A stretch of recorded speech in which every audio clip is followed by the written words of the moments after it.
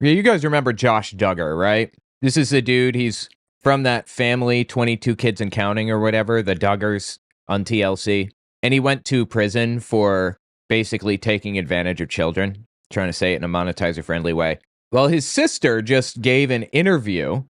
Amy Duggar King says she wondered all the time why she couldn't be alone with her grandfather before learning the dark truth. The whole family is full of people who take advantage of children. That's the dark truth. A dark family secret was kept from Amy Duggar King for many years. While speaking to people about her debut memoir, Holy Disruptor, out October 14th, the 19 Kids and Counting alum opens up about an unexpected family revelation that she learned after the death of her grandfather, Jimmy Lee Duggar. Maybe I should read that book. Sounds interesting. Amy, now 39, was not allowed to be alone with her grandfather at any point when she was growing up in Arkansas. I wondered all the time. I asked my mom, I asked my grandma, and they obviously were going to protect the answer. They didn't want me to know that information growing up, she says. Wow, so the family doesn't just have a history of taking advantage of children, but they have a history of protecting people who do. Absolutely wild. I don't know if you guys remember the Duggar case. So in 2015, Josh Duggar, there was a scandal where it was revealed that as a teenager, 14 or 15, he took advantage of 5 underage girls, including some of his sisters. It came to light publicly in 2015, but his parents had known about it when it occurred around 2002, 2003. He was never prosecuted for those cases because the statute of limitations had expired. His parents had handled it privately through their church. And when it was eventually reported to authorities, the investigation was inadequate. In 2019, Homeland Security agents traced downloads of CSAM, some really vile, disturbing... I mean, imagine the most disgusting, evil, vile CP that you can imagine. That is what he downloaded and watched. Seriously, it was... I was telling Alpha Force Zero earlier, because I'm trying to explain, because we're about to talk about it tonight, wanted to catch her up, and I didn't even want to say it. It was so horrifying. I don't feel I can say what he was watching on air because it was so horrifying. Just disgusting. Anyway, so they trace it down, the download of this stuff, to an IP address at a car dealership that he owned in Arkansas. They executed a search warrant and found it on his computer at work. Fascinatingly, his wife knew that he had a problem with this, so she had Covenant Eyes installed on his computer, which is like a program that basically randomly screenshots your computer screen and sends the screenshots to your accountability partner or whatever. And if something suspicious is happening, then it will just start like a live stream of your screen so that your significant other can see what's happening in that moment. Anyway, he had Covenant Eyes installed on his work computer, and he dual booted. He installed Linux on a second partition on the hard drive of the system.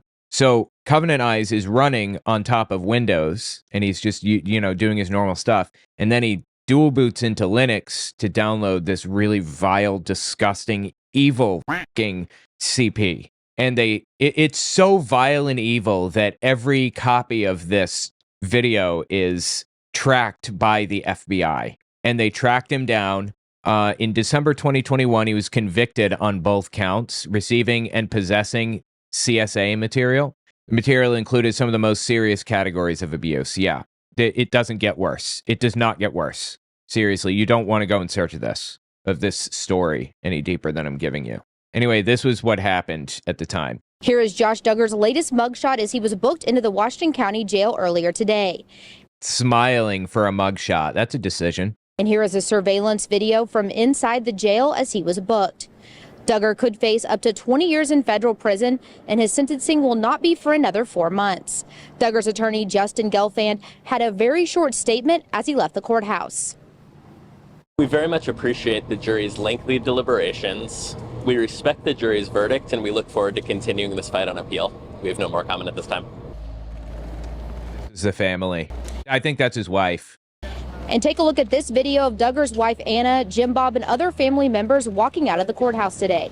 No one said anything. They just walked to an SUV and drove away. Now, the defense says throughout this entire case that the prosecution was just looking to get a celebrity down for this kind of crime. Really? they're just looking to get a celebrity down for this kind of crime. Yeah, you're absolutely right. I am. I'm looking to get a celebrity for this kind of crime. In fact, I'm looking to get anybody for this kind of crime if they commit it. Obviously, we should all be trying to get people for this if they're doing it, right? Bro, I'm sorry, man. Like, I put family above all else, period. You should do everything you can to maintain contact. That means a lot to me after leaving Jehovah's Witnesses and losing everybody and everything. But this one, man, I'm sorry. I can't even believe Jim Bob was there. I can't even believe the family was there. Anna, his wife, that's too much, dude. They know what he did. That is too fucking much. Starstruck, rather. And the prosecution had a direct response for that statement. First and foremost shows that no person is above the law, regardless of their status in society, regardless of their wealth, regardless of their fame. This case shows that no person is above the law. Now, in the courtroom today, there was response from the family. Anna Duggar, his wife, did knee buckle a little bit, was teared up, and was devastated by this. The family was silent for the rest of the time and left the courtroom quietly. Prosecutors in this case say more than 7%. The case is sentenced in the year 2020 in the Western District of Arkansas for child pornography and sexual abuse cases. Absolutely disgusting and vile and evil, and holy Christ on a cracker, bro, seriously. And the icing on the cake, the peak irony about this situation is this robocall here that Michelle Duggar, his mom, produced. It was I think it was an Arkansas political thing. They were trying to get some proposition passed or something, if I remember correctly. Hello, this is Michelle Duggar. I'm calling to inform you of some shocking news that will affect the safety of Northwest Arkansas women and children. The Fayetteville City Council is voting on an ordinance this Tuesday night that would allow men, yes, I said men, to use women's and girls' restrooms, locker rooms, showers, sleeping areas, and other areas that are designated for females only. The apple bag on somebody who literally covered up the crimes of somebody who had taken advantage of at least 5 children. She covered it up and protected him from prosecution his entire life for decades. The irony of somebody saying that after protecting her son like that. Oh my God, dude. The fact is, trans people aren't the problem. Okay? They're just out here living their fucking life. They're just doing their thing. And she is picking out somebody to hurt because she wants to. It's disgusting. The only solace I take in this case is that their reputations are completely destroyed and that it's getting out that we now know that the entire family was like this. They were all disgusting scumbags, according to Amy Duggar. I honestly did not know why until my mom and I spoke after he passed away, she shares, but I obviously assumed. I always had assumptions as to why, but it was never spoken about. It was a little difficult, but I'm one of those people that when I was little, I asked questions, sure. But if something was told to me, I just believed it. Yeah, I think we all knew that. I was very naive, and I'm a kid. So I was like, okay, she continues. I knew Grandpa couldn't go to the trampoline with me. I knew Grandpa couldn't sit and watch a movie with me. I knew Grandpa couldn't be in a car with me. I knew Grandpa couldn't take me to school. There was so many things, and I just knew that that's how it was. As a protective measure, her now deceased grandmother would ensure Amy's childhood bedroom door was locked each night. Every single night, Amy says, my mom would check on me as well. It was like this protective tent over me, if you will. It was not going to let a bug in. And knowing the truth now, Amy says that it changes so much. Seriously, like, what the f*** is wrong with this family? How much you want to bet this dude was never prosecuted? How much you want to bet he never faced a day of accountability in his entire life? He went from a boy to death, cradle to grave, with no accountability. My mom and I sat there and cried, and I just held her, and she held me, she recalls. It was like this insane bonding moment that we've been needing for our entire life, that we finally were allowed to just be really vulnerable with each other and share, and thank God.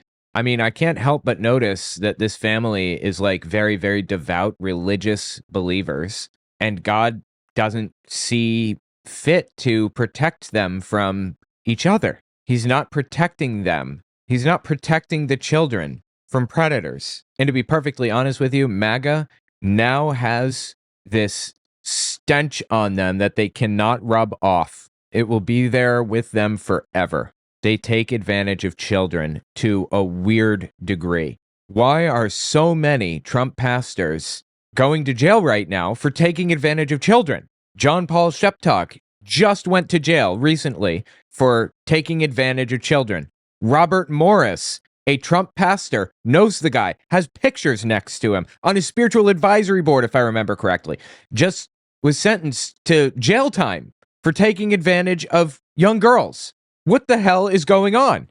Zach Radcliffe performed at CPAC, a singer and leader of a church, and used church funds to bribe and coerce young girls and boys, I believe, in his church to do disgusting, evil things. The Republican Party, more specifically MAGA, has this stench on them, and they will not be able to get it off, ever. It is the Epstein Party. I mean, looking back, oh my gosh, I could have been a victim too. It's crazy to think it was so close to me in so many ways. Yeah, didn't have to be. They could have sent the dude to jail for committing these crimes that they absolutely knew that he committed, or they wouldn't have been so careful.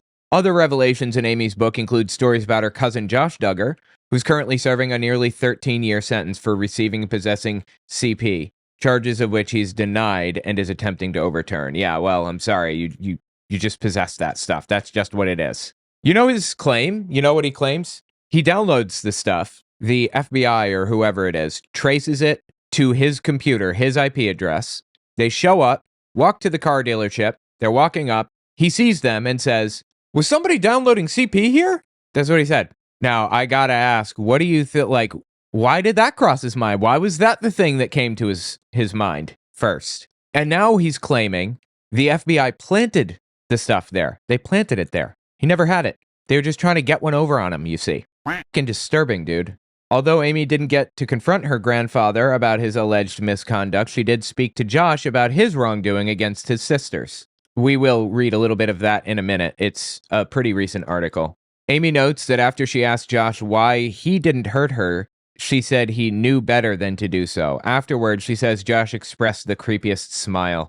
Oh my God, dude. In that moment, I just looked at him and I was just like, I don't know you at all. Sharing these experiences and more in her book was no easy feat for Amy, so on and so forth. So yeah, there's the rest of the book ad. Let's just kind of skim this article about her kind of approaching Josh about this, confronting Josh. This is October 1st, 2025. Amy Duggar King is opening up about a moment with her cousin Josh Duggar that she hasn't shared before. Josh, 37, is currently 3 years into his nearly 13-year prison sentence for receiving and possessing CP. He also came under fire in 2015 after reports surfaced that he took advantage of 5 female victims, 4 of whom included his then underage sisters from 2002 to 2003.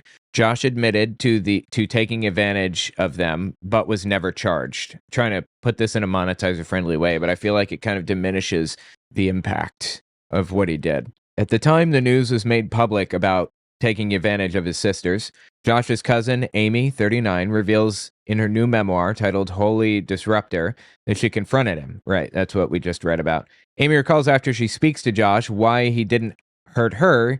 She said he knew better than to attempt such an action with her. It was the creepiest smile. Amy grew up very closely with Josh and his siblings, and says the revelation of his misconduct, as well as his various other scandals that would soon come to light, were gut-wrenching for the mother of one. It's that realization that all the times he's texted and laughed, and we've sent memes to each other, and he called, and we had double dates, and all the things. I'm like, I don't know you at all, she says. It's very sad and terrifying, but I was going over there with a mission. I wasn't getting any answers, and I'm not one of these to back down. As part of her writing process, Amy contacted the 5th victim, so anything she wrote wouldn't blindside her. I was like, I just want to honor your story, and I want people to know that I respect you, Amy explains. I even told her, if you don't want me to write about anything in the book, or put you even in there as a 5th victim, I'm okay with that too. Given where Josh has ended up today, Amy, who's been very outspoken against his actions, now says, I have a tiny bit of grace for Josh. Really? Tiny bit of grace. I'm sorry, I don't. I have no grace for this guy. I mean, I'm trying to imagine a circumstance in which I could possibly have literally any grace for this. There is no situation. He was an evil human being, is an evil human being who I'm just about positive is going to run for office when he gets out in 10 years. I mean, seriously, the that he was looking at will chill you to your core. It's a famously evil fucking video and a snuff film, believe it or not. Seriously, disgusting, evil. A tiny, tiny, very small, very minute amount, just because I know that if you have a problem with something and you go and ask your parents and say, hey, I've got this issue, I need to talk to someone about it, she continues, and you're trying to reach out to get help, you're trying to change, you're trying to figure out where is that coming from and all that, and then it kind of gets pushed aside or not really dealt with, but more of the like, hey, okay, we're going to send you here and just get you out of the house, and they'll talk to you there as you build houses or whatever. That's not true help, right? Because I believe that after it was discovered in '03 that he did all of this stuff, they told a pastor at their church, if I'm not mistaken, and that pastor basically also had a problem with it, or maybe it was a police officer that they told, a family friend that they told, and that guy had a record of this exact thing. And he said, basically, you got to pull it together and not do this. And they sent him to a little camp where he spent his day building houses, and it was away from, like, it was basically a gay conversion camp or whatever. Obviously not helpful in any way, shape, or form. That's not true therapy, she says. Amy opens up about her past confrontation with Josh, as well as her own untold story in her upcoming book. I already read that part. Writing this book's the most difficult thing I've ever had to do, she continues. I pushed myself to the limits. I cried all the time writing it, but I just wanted to be brave and tell the truth. Anyway, that's the story. That's just wild to me, dude. I'm sorry. The things that Josh Duggar did are absolutely unforgivable. Like, I always try to put myself in other people's shoes and other situations and think to myself, like, you know, MAGA are destroying the world, but they believe they're doing it for good reasons. Some of them, right? Like, they think that there's this conspiracy to destroy everything, and if they just, blah, blah, blah, you know, all the other nonsense. I try to connect with people. I cannot connect with this. I cannot connect with Josh Duggar. All of the that he did is beyond forgiveness. I'm sorry. I don't give a shit if you're a believer in Jesus or whatever. There's nothing forgivable about this dude or anything that he did. Anyway, tell me what you think about it in the comments. I'm glad he's spending 13 years. In my personal opinion, not long enough. And if you read enough about the case and about the type of shit that he was looking at, you will agree with me that it's not long enough. Tell me your thoughts.